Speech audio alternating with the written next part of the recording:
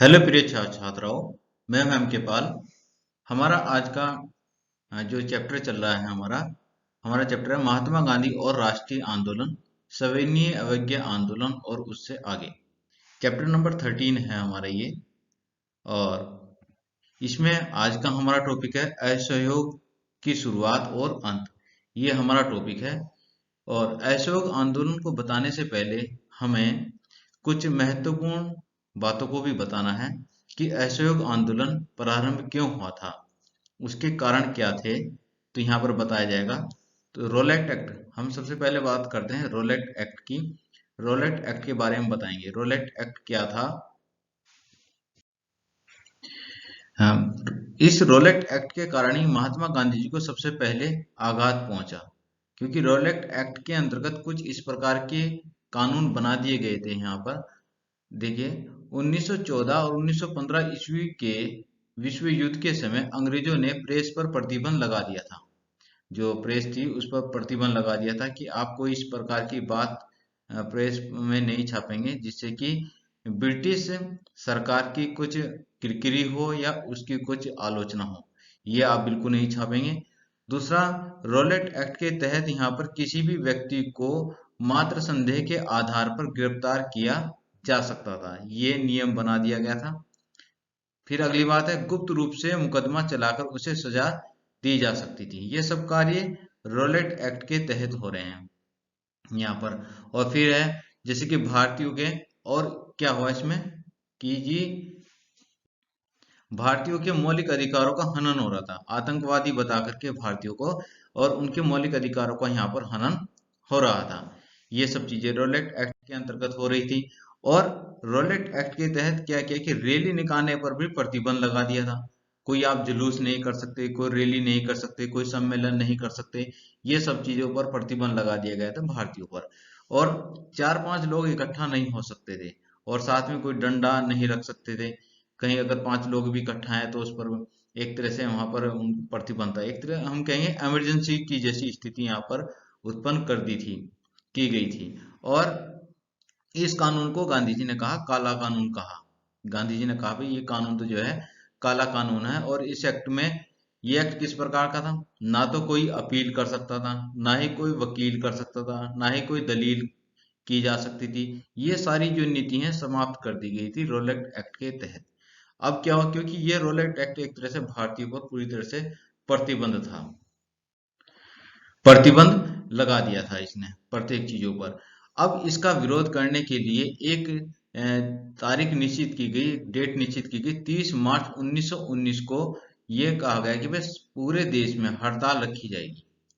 30 मार्च 1919 को पूरे देश में हड़ताल करने का निश्चय लिया गया। लेकिन क्या हुआ कि हड़ताल की तिथि बदल दी गई और फिर इसको 6 अप्रैल रखा गया कि 6 अप्रैल को हड़ताल की जाएगी रोलेट एक्ट के खिलाफ, रोलेट एक्ट के विरोध में। और इस कारण क्या हुआ कि कुछ विद्रोह तो 30 मार्च को ही हो गया और कहीं कुछ स्थानों पर विद्रोह जो है वो 6 अप्रैल को हुई, हड़ताल हुई। ये सब चीजें यहाँ पर हुई। गांधी जी गांधी जी पर भी कई जगह कई स्थानों पर जाने पर प्रतिबंध लगा दिया गया था। और गांधी जी ने जनता से अपील की कि वह सत्य और अहिंसा का साथ न छोड़ें। और बंदी, फिर क्या हुआ कि मतलब ये हुआ, और लेकिन गांधी जी को बंदी बना लिया गया। गांधी जी को भी गिरफ्तार कर लिया गया। गांधी जी जैसे कि पंजाब था, पंजाब में जाने पर गांधी जी पर पूरी तरह से प्रतिबंध लग गया था। अब क्या हुआ इसके बाद? फिर होता है, ये रोलेट एक्ट के खिलाफ ये सारी चीजें चल रही थी। अब रोलेट एक्ट के खिलाफ पूरे देश में ही विरोध हो रहा था, अलग अलग जगहों पर सभी जगह विरोध था। और इसी प्रकार से पंजाब में भी रोलेट एक्ट का विरोध हो रहा था। अब क्या होता है, इसी के साथ अब यहाँ होते एक बहुत बड़ी घटना हो जाती है, जलियांवाला बाग का हत्याकांड। ये Jallianwala Bagh most important question है, ये भी आता है। इसकी डेट ही पूछी जाती है, कौन सी तारीख को जलियांवाला बाग हत्याकांड हुआ था। तो 13 अप्रैल 1919 को जलियांवाला बाग हत्याकांड हुआ था। अब इसके अंतर्गत क्या हुआ, जलियांवाला बाग हत्याकांड कैसे हुआ, यहाँ पर हम देखते हैं कि पंजाब में गांधी जी पर प्रतिबंध लग गया था। अन्य जितने बड़े बड़े नेता थे उन सभी को नजरबंद कर दिया गया था, गिरफ्तार कर लिया गया था। और उन पर एक जगह से दूसरी जगह जाने पर भी प्रतिबंध लग गया था। अब क्या होता है कि पंजाब में भी वहां की जो जनता थी, इसलिए वो पूरी तरह से आक्रोशित थी रोलेट एक्ट को लेकर के, क्योंकि प्रतिबंध लग गए थे सब जगह। अब पंजाब के दो लोकप्रिय नेता सत्यपाल डॉक्टर सत्यपाल और डॉक्टर सैफुद्दीन किचलू को गिरफ्तार कर लिया गया। ये दोनों पंजाब के लोकप्रिय नेता हैं, स्थानीय नेता थे दोनों, डॉक्टर सत्यपाल और सैफुद्दीन किचलू। इनको गिरफ्तार कर लिया गया।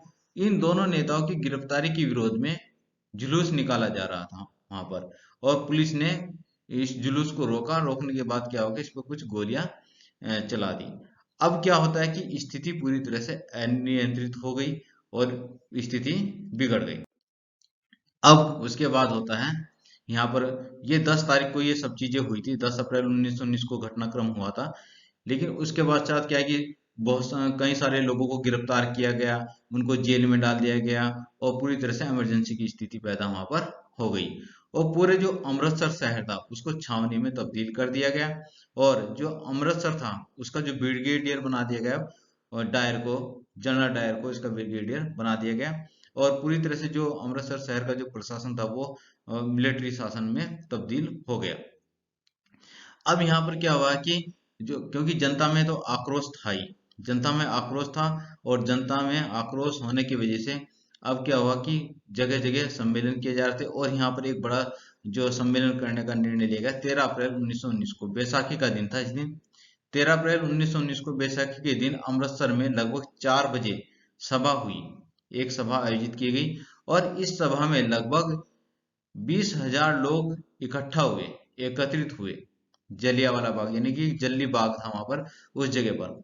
और जो ये जल्ली बाग था, यहाँ पर स्थिति ऐसी थी, ये चारों ओर से दीवारों से घिरा हुआ था, और इसमें बाहर निकलने के लिए भी सिर्फ एक ही रास्ता था। और वहां से मतलब वो भी रास्ता जो था, संकरी गलियां थी आसपास, एक ही रास्ता था वहां पर।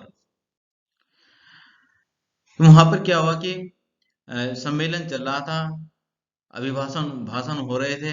तभी क्या होता है कि जो जनरल डायर था, वो जनरल डायर वहां पर आया, और उसने पूरी तरह से उस जलियांवाला बाग था जो जगह स्थान थी, उस जगह को चारों तरफ से पुलिस के द्वारा घेर लिया गया।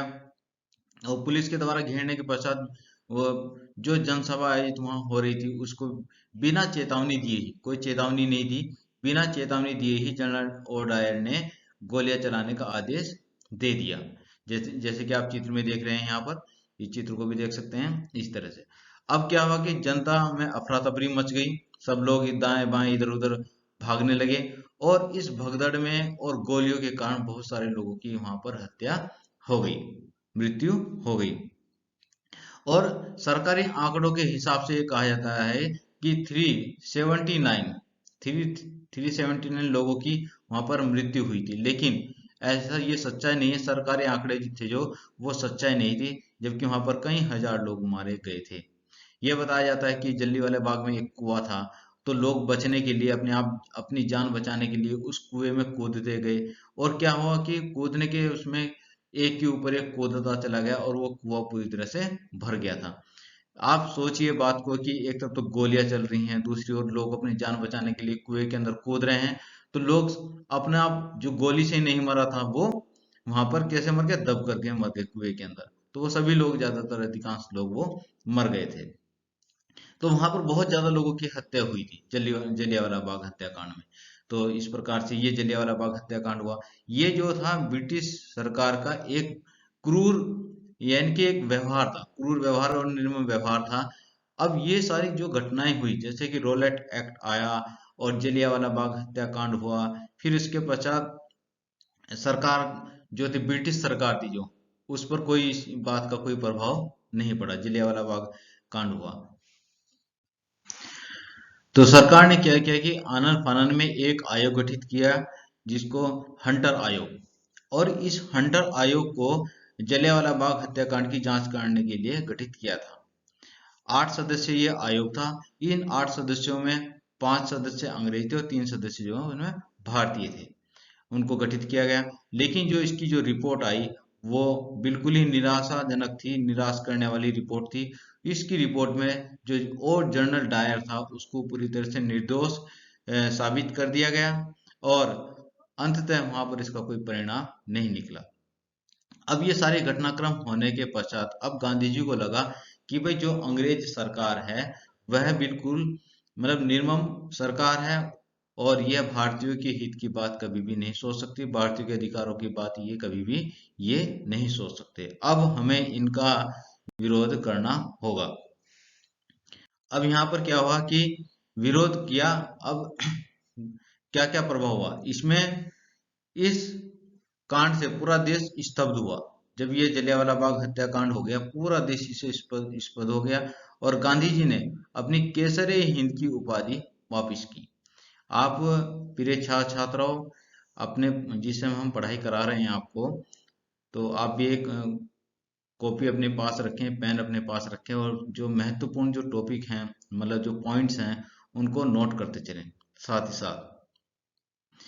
तो महात्मा गांधी जी ने अपनी केसरी हिंद की उपाधि वापस की थी। साथ ही साथ जो रविंद्रनाथ टैगोर थे उन्होंने भी अपनी सर की उपाधि वापस कर दी थी। और भारतीय सदस्य संकरन ने वायसराय की कार्यकारिणी परिषद से इस्तीफा दे दिया था। इसी के साथ साथ कई सारे जो वकील थे वकीलों ने अपनी वकालत छोड़ दी थी यहाँ पर। और विभिन्न प्रकार जो भी सरकार के द्वारा जितनी उपाधियां दी गई थी विशिष्ट लोगों को, वह उपाधियां उन लोगों ने वापस कर दी। इतना ज्यादा इसका आक्रोश लोगों के बीच में आया। और हम देखते हैं कि अब हंटर कमेटी के बारे में हम आपको बता चुके हैं। हंटर कमेटी का गठन हुआ था और सरकार ने जनरल डायर के कृत्य को गलत नहीं माना। हंटर कमेटी का जो निर्णय आया था क्या था कि जो जनरल डायर ने जो कार्य किया है वह गलत नहीं है और हंटर कमेटी का मामले को रफा दफा कर दिया, यानी कि जो ये जलियांवाला जो कांड था उसको उसने रफा दफा कर दिया।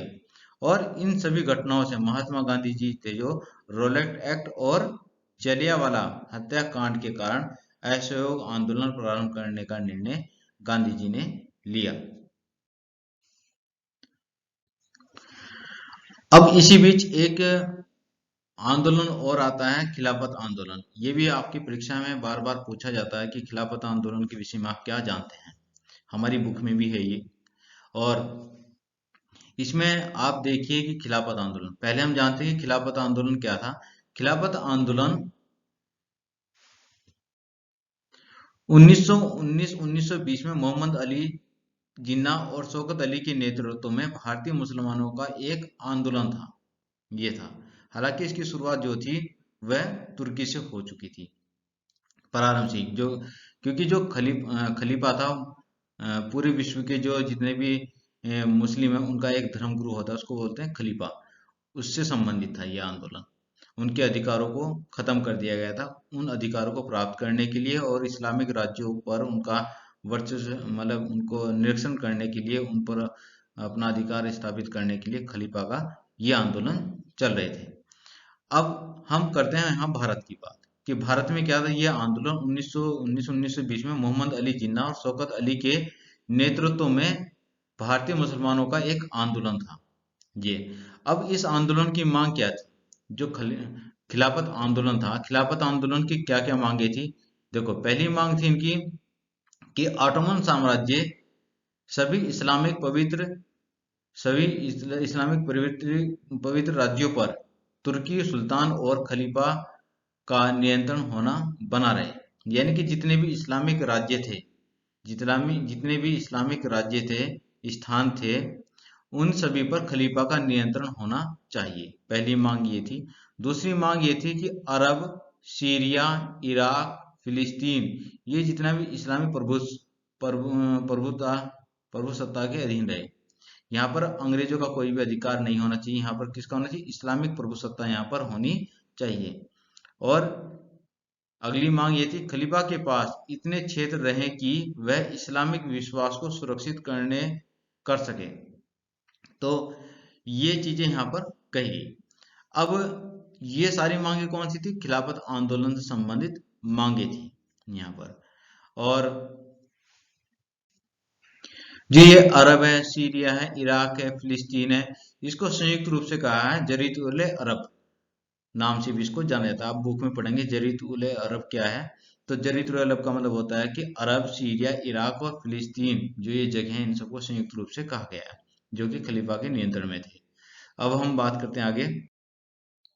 अब और क्या क्या मांगे थी इस जो, हाँ, ये जो आंदोलन था, जो खिलाफत आंदोलन था, इसका समर्थन किसने किया? कांग्रेस ने इसका समर्थन किया था। और गांधी जी ने इस आंदोलन को असहयोग आंदोलन के साथ मिलाने की कोशिश की, क्योंकि यहाँ पर कहा, यह देखा गया कि अगर इसमें खिलाफत आंदोलन मिला दिया जाएगा तो क्या होगा, आंदोलन, असहयोग आंदोलन की और ज्यादा शक्ति यहाँ पर बढ़ती हुई दिखाई दी, और साथ ही साथ यहाँ पर हिंदू मुस्लिम एकता भी दिखाई दी।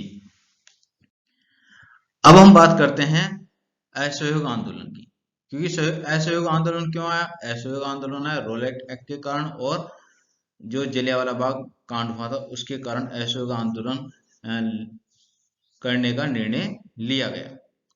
अब ये निर्णय लिया गया आंदोलन प्रारंभ करने का, तो कैसे प्रारंभ हुआ, आंदोलन की भूमिका कैसे तैयार हुई?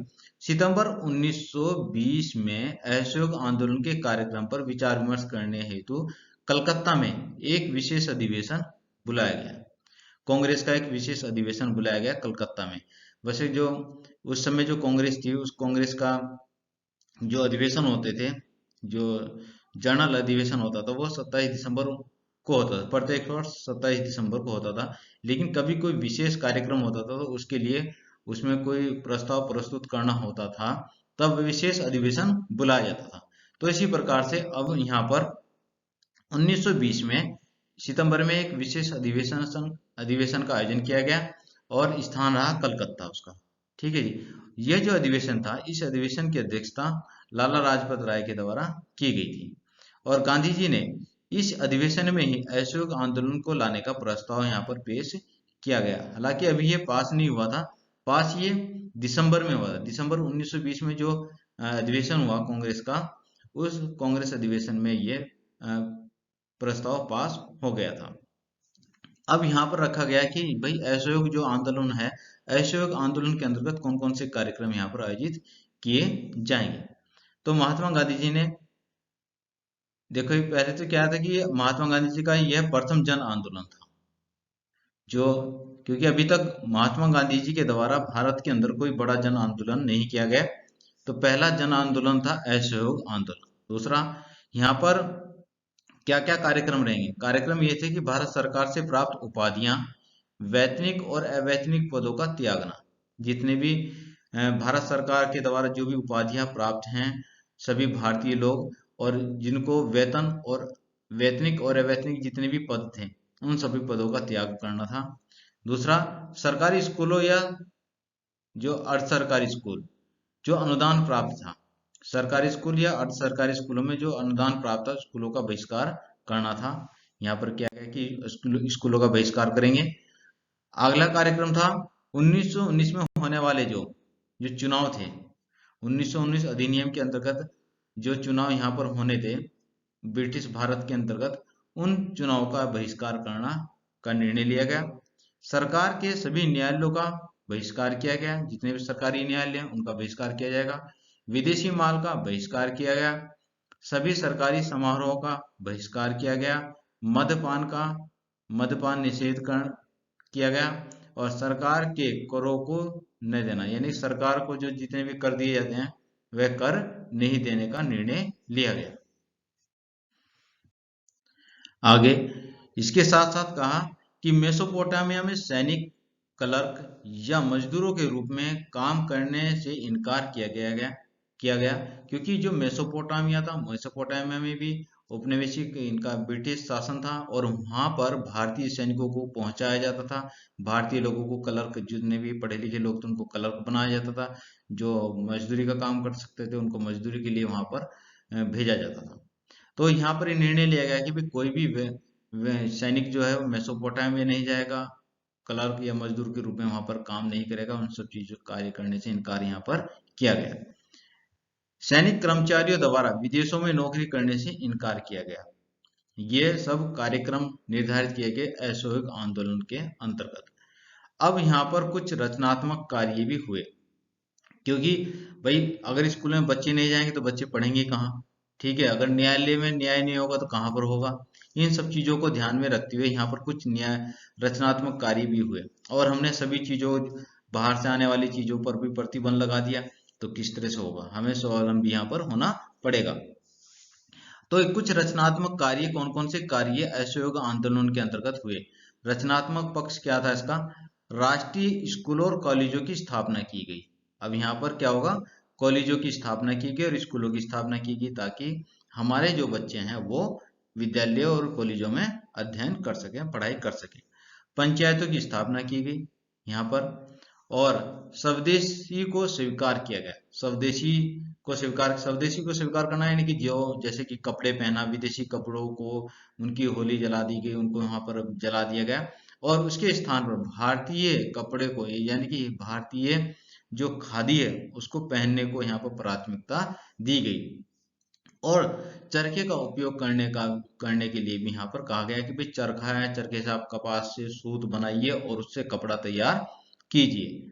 जो धागा तैयार होगा उसको कपास से धागा तैयार कर खुद ही चरखे से, और अपने घर पर ही कपड़ा तैयार कीजिए। तो स्वदेशी को स्वीकार करना का प्रचार किया गया। प्रचार प्रसार का यहाँ पर हथकरघा तथा बुनाई उद्योग को प्रोत्साहित किया गया इस आंदोलन के अंतर्गत।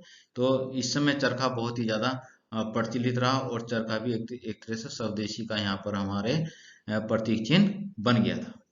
और इस आंदोलन के अंतर्गत और क्या कार्य हुए, अस्पृश्यता का अंत हुआ, छुआछूत का अंत हो गया, अस्पृश्यता का अंत हुआ। साथ ही साथ हिंदू मुस्लिम एकता भी यहाँ पर स्थापित होती हुई हमें दिखाई दी। जैसे कि अभी हमने देखा है कि क्या खिलाफत आंदोलन को जो है असहयोग आंदोलन के अंतर्गत जोड़ दिया गया था। तो हिंदू मुस्लिम एकता भी यहाँ पर हमें दिखाई देती है इस आंदोलन के अंतर्गत। अब जो असहयोग आंदोलन था, ये सब कार्यक्रम थे और जो उसके परिणाम वो था। अब क्या है कि असहयोग आंदोलन पूरी तरह से चल रहा था, कार्यक्रम पूरे देश में चल रहे थे, सभी लोग अलग अलग स्थानों पर आयोजन कर रहे थे, और ये आंदोलन अपने चरम की ओर बढ़ रहा था धीरे धीरे। और जो अंग्रेजी सरकार थी वो कहीं ना कहीं दबाव में यहाँ पर हमें दिखाई दे रही थी। हालांकि जुलूस निकालने पर प्रतिबंध थे, लेकिन जन आक्रोश और जन संगठन था जो, उसके आगे वह बिल्कुल विफल होता हुआ दिखाई यहाँ पर हमें दे रहा था। अब क्या हुआ कि अलग अलग जगहों पर हो रहे थे, जैसे कि कहीं शराब की दुकानें थी तो वहां पर महिलाओं के द्वारा धरने दिए जाते थे, शराब की दुकानों को खुलने पर प्रतिबंध लगा दिया गया था। और जितने भी अंग्रेजी सामान की जो किताब वो अ, कपड़े की दुकानें थी, या अंग्रेजी सामानों की जितनी भी दुकानें थी, स्टोर थे, उन सबको भी पूरी तरह से बंद यहाँ पर कर दिया गया था। तो एक तरह से हमें दिखाई दे रहा था कि प्रभावशाली आंदोलन यहाँ पर दिखाई दे रहा था। और इस आंदोलन की सिर्फ भारत में ही चर्चा नहीं, विदेशों में भी चर्चा अब यहाँ पर होने लगी थी, और समाचार पत्रों में भी ये बात छपने लगी थी कि भाई इस तरह से गांधी जी के द्वारा वहां पर आंदोलन किया जा रहा है, और किस प्रकार से भारतीय जन जो समुदाय है वह ब्रिटिश राज के विरोध में खड़ा हो गया है। ये सारी चीजें वहां पर समाचार पत्रों में छप रही थी, विदेशों तक ये जानकारी पहुंच रही थी, और एक प्रभावशाली आंदोलन के रूप में हमारा आंदोलन, ये असहयोग आंदोलन चल रहा था। अब क्या होता है कि आंदोलन को स्थगित करने की स्थिति कब आई। 5 फरवरी 1922 को पूर्वी उत्तर प्रदेश के गोरखपुर जिले के चोरा चोरी गांव में कांग्रेस का एक जुलूस निकाला गया।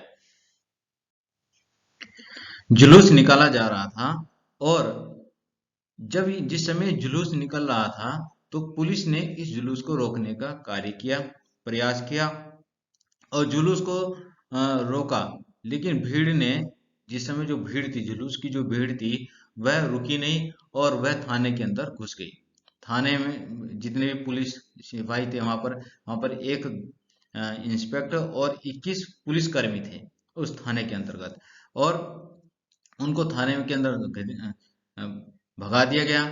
और कुछ जो थे आंदोलनकारी थे वो भी उसमें चले गए, और वहां पर पूरी तरह से एक तरह से अव्यवस्था फैल गई, और थाने के अंदर आंदोलनकारियों के द्वारा आग लगा दी गई। और इस अग्निकांड में कुछ पुलिसकर्मी जो है उनकी जान चली गई। ये जो अग्निकांड हुआ, थाने के अंदर आग लगा दी गई, और आग लगने से कुछ पुलिसकर्मियों की जान चली गई। अब क्या होता है क्योंकि गांधी जी का जो हमेशा से ही प्रारंभ से ही आंदोलन करने का जो आदर्श रहा है वह सत्य और अहिंसा रहा है। गांधी जी ने कभी भी यही नहीं कहा कि हमें आंदोलन करते हुए हिंसा का सहारा लेना है। हमेशा, क्योंकि आंदोलन के समय वह लगातार भारतीय जनता को, जो भारत की जो जनता थी उसको यह बात समझाते आए हैं कि हमें चाहे कितनी भी कठिनाइयों का सामना करना पड़े लेकिन हमें हिंसा का सहारा नहीं लेना है। अब क्या होता है यहाँ पर, क्योंकि ये आंदोलन चल रहा था, आंदोलन के चलते हुए यहाँ पर अग्निकांड हुआ और उस अग्निकांड में कई पुलिसकर्मियों की जान चली गई। हिंसा की इस कार्रवाई से हिंसा की इस कार्रवाई से गांधी जी को यह आंदोलन तत्काल वापस लेना पड़ा, क्योंकि यह आंदोलन अब गांधी जी के सिद्धांतों से अलग हो चुका था। 12 फरवरी 1922 को कांग्रेस कार्यकारिणी ने इस आंदोलन को स्थगित करने का निर्णय लिया, यह स्थगित कर दिया था। अब क्या हुआ, गांधी जी को मार्च 1922 में गांधी जी पर राजद्रोह का मुकदमा चलाया गया, राजद्रोह का आरोप लगाया गया और आरोप लगाकर उनको 6 साल की सजा यहाँ पर सुनाई गई। 6 साल के लिए इनको जेल में डालने का पहुंचाने का निर्णय लिया गया, यानी 6 साल की सजा गांधी जी को दी गई। गांधी जी को यह सजा सुझाने वाले जो सजा देने वाले जो अंग्रेज जज थे, उनका नाम था ब्रूम्सफील्ड था। आप अपनी कॉपी में भी ये चीजें, जो मोस्ट इम्पोर्टेंट पॉइंट होते हैं, उनको आप नोट करते हुए चलें। तो गांधी जी को असहयोग आंदोलन के बाद सजा 6 वर्ष की जिन्होंने सजा दी थी, वो सजा देने वाले अंग्रेज थे, जज थे ब्रूम्सफील्ड। और ब्रूम्सफील्ड खुद भी ये कहते हैं कि मैं इनको मतलब कानूनी रूप से तो उन्होंने सजा दी, लेकिन मन और दिल से वह गांधी जी को सजा देने के लिए तैयार नहीं थे। ऐसा खुद ब्रूम्सफील्ड ने अपने शब्दों में कहा है। आगे चलते हैं। अब हम देखते हैं कि असहयोग आंदोलन का प्रभाव क्या रहा। ये जो असहयोग आंदोलन था, इसका प्रभाव क्या था। यह एक जन आंदोलन था। सबसे बड़ी बात क्या थी कि ये जन आंदोलन था। इस समय पूरा भारत जो था वह संगठित होता हुआ हमें यहाँ पर दिखाई दिया, और इसमें बड़े से बड़ा और छोटे से छोटा व्यक्ति ने भाग लिया। दूसरा, खादी चरखे से आत्मविश्वास की भावना का विकास हुआ। खादी का विकास हुआ यहाँ पर, और चरखे का विकास, चरखे से आत्मविश्वास बढ़ा, यानी कि स्वदेशी को महत्व दिया गया। इस आंदोलन के अंतर्गत स्वदेशी वस्तुओं को अपनाने के लिए प्राथमिकता दी गई। इस आंदोलन में सभी पक्षों, शिक्षा, आर्थिक और सामाजिक पर समान जोर दिया गया, क्योंकि इस आंदोलन के अंतर्गत चलते हुए हमारे, क्योंकि क्या था, ब्रिटिश या सरकारी संस्थान पूरी तरह से बंद कर दिए गए थे, शिक्षा संस्थान बंद कर दिए गए थे, आर्थिक संस्थान बंद कर दिए गए थे। उनके स्थान पर स्वदेशी संस्थानों की स्थापना यहाँ पर की गई। जैसे कि हम देखते हैं कि कुछ शिक्षण संस्थान और कुछ महाविद्यालयों की स्थापना यहाँ पर की गई। कुछ आर्थिक स्तर से कि स्वदेशी वस्तुओं को अपनाया गया। स्वदेशी जितने हथकरघा, ये जितने भी कुटीर उद्योग थे, छोटे छोटे उद्योग थे, उनको आगे चलाने के लिए यहाँ पर कार्य किए गए। साथ ही साथ हमें दिखाई देता है सामाजिक एकता भी यहाँ पर दिखाई दी इस आंदोलन में। इसमें अस्पृश्यता का अंत किया गया, हिंदू मुस्लिम एकता यहाँ पर दिखाई दी। तो सामाजिकता पर भी यहाँ पर जोर दिया गया, सामाजिक एकता पर भी इस आंदोलन के अंतर्गत जोर दिया गया। ब्रिटिश सरकार का भय अब जनता के मन से निकल गया। जो ब्रिटिश सरकार थी, जैसे पहले क्या था, इससे पहले लोगों के मन में एक भय रहता था, डर रहता था, और संयुक्त रूप से बड़ा जुलूस निकालने पर लोग डरते थे। लेकिन इस आंदोलन में हम देखते हैं कि संपूर्ण देश में ही, पूरे भारत में जगह जगह स्थानों पर जुलूस निकाले गए, और लोगों के मन में अब यहाँ पर ब्रिटिश सरकार का जरा सा भी, तनिक भी भय दिखाई नहीं दिया। और जितने भी जो नियम कानून थे, ब्रिटिश राज के जो नियम कानून थे, उनकी अवहेलना करते हुए लोग यहाँ पर दिखाई दिए। अब अगला है, पहली बार इस आंदोलन में हमें महिलाओं की भागीदारी भी बढ़ चढ़ कर के दिखाई दी। पूरी तरह से महिलाओं ने भागीदारी दी। जैसे कि जितने भी जो शराब की दुकानें होती थी, उन सब शराब की दुकानों को महिलाओं ने बंद कराया, धरने दिए। इस आंदोलन में महिलाओं की उपस्थिति, महिलाओं ने जोर ढंग से राष्ट्रीय आंदोलन में अपनी उपस्थिति दर्ज की। तो हम यहाँ पर दिखाई देते हैं कि महिलाओं की महत्वपूर्ण भूमिका यहाँ पर इस आंदोलन के अंतर्गत दिखाई दी। आगे, संपूर्ण देश की जनता बड़े ही उत्साह के साथ इस आंदोलन में भाग लिया। तो एक तरह से हम देखते हैं कि ये जो आंदोलन था, पहला ऐसा आंदोलन था जिसमें संपूर्ण देश ने एक साथ हो करके अंग्रेजों के खिलाफ आंदोलन किया, ब्रिटिश राज के खिलाफ आंदोलन यहाँ पर किया। तो असहयोग आंदोलन एक सफल आंदोलन के रूप में यहाँ पर हमें दिखाई दिया। हालांकि जब गांधी जी के द्वारा यह आंदोलन वापस ले लिया गया तो कुछ जो भारतीय जो नेता थे उनके द्वारा इसकी आलोचना की गई कि भाई ये आंदोलन को वापस लेने का सही समय नहीं था। जैसे कि मोतीलाल नेहरू ने कहा कि भाई ये जो आंदोलन था, इस समय लोगों के अंदर पूरी तरह से जोश था और सभी लोग संगठित थे, पूरा हिंदुस्तान संगठित था, और इस तरह से जो आंदोलन वापस लिया गया है इसमें लोगों के उत्साह में कमी आएगी और इसका बुरा प्रभाव यहाँ पर पब्लिक पर इसका पड़ सकता है।